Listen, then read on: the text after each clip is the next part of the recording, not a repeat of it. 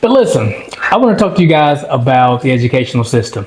Now, many of you guys who followed me for a long time know that I've been talking about brick and mortar school buildings will become a thing of the past in the next, what I say, 5 to 8 years. But because of what's going on in Washington, D.C. right now, I think that's going to be accelerated substantially.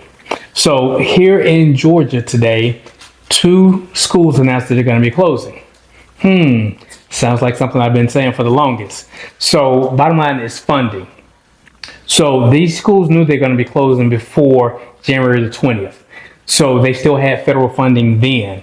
So if they're having financial problems at that point, and now they're in a position where they're only going to be funded by state level funding based on the dismantling of the Department of Education, schools are really going to start struggling. So I've always said that more and more kids are going to start looking at different options of education, whether it's online school, whether it's virtual, whether it's homeschool, what have you. But brick and mortar schools are going to start dismantling because of budget.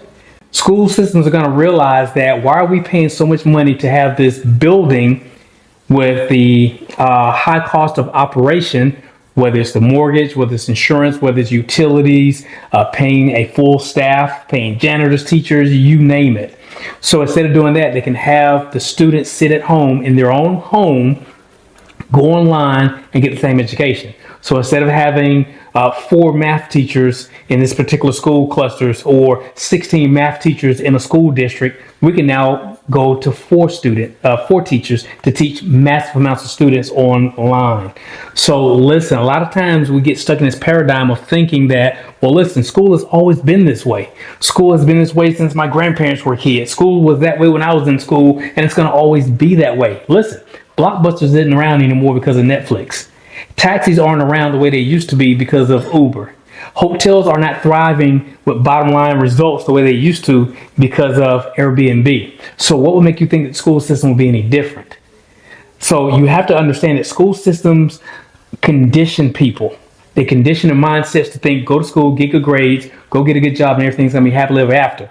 Well, listen, when I was a kid growing up, I would always hear people say, you want to be a G-man when you grow up. That's a government employee. Well, how's the federal employees looking nowadays? It's like no telling what's going to happen in the federal status based on what's happening in Washington, D.C. right now. So again, what makes you think things are not going to change?